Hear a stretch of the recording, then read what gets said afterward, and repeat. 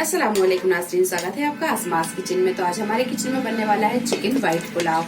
तो इसे बनाने के लिए एक बड़े से गंज में हमने एक बड़ा चम्मच तेल को गर्म कर लिया है। 4 मीडियम साइज की प्याज को बारीक काट लिया है। तो सबसे पहले हम प्याज को फ्राई कर लेंगे और इसमें हम थोड़े से साबुत मसाले डालेंगे। काली मिर्च, शाही जीरा, लौंग, बादियान फूल, दालचीनी।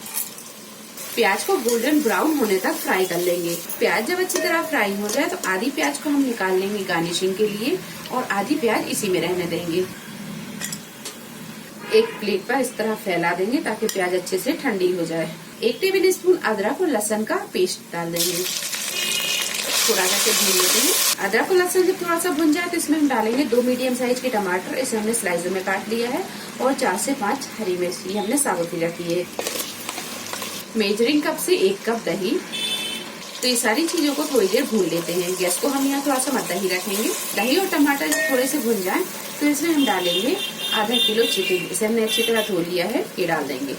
चिकन को हम भून लेंगे। चिकन जब थोड़ा सा भुन जाए तो इसमें हम डालेंगे 1/2 टीस्पून पिसा हुआ गरम मसाला, 1 टेबल स्पून नमक, 1 टीस्पून सौंफ। 3 से 4 मिनट हम इसे और भून लेते हैं। 4 से 5 मिनट भूनने के बाद में अब इसमें हम डालेंगे पानी। तो 2 गिलास हमने चावल लिए तो 1.5 गिलास के करीब हम डालेंगे इसमें पानी, क्योंकि चावल अपना भीगा हुआ है। इसे हम ढक देंगे और पानी में उबाल आने देंगे। पानी में जब अच्छी तरह उबाल आने लगे तो इसमें हम डालेंगे ये चावल। तो चावलों को हमने 1 घंटे पहले पानी में भिगा के रखा था। बारीक कटा हुआ हरा धनिया डाल देंगे, अच्छी तरह से मिक्स करेंगे। अब यहाँ हम नमक को चख लेंगे। अगर नमक कम हुआ तो इसमें नमक को हम मिला देंगे, क्योंकि पुलाव या बिरयानी में नमक थोड़ा सा चटक ही अच्छा लगता है। तो नमक को यहाँ पर थोड़ा सा चख लें।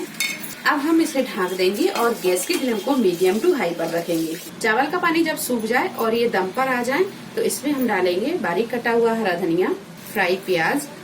गैस को करेंगे बिल्कुल मंदा और इसे हम ढक देंगे और ढक कर 10 से 12 मिनट अच्छी तरह दम लगने देंगे।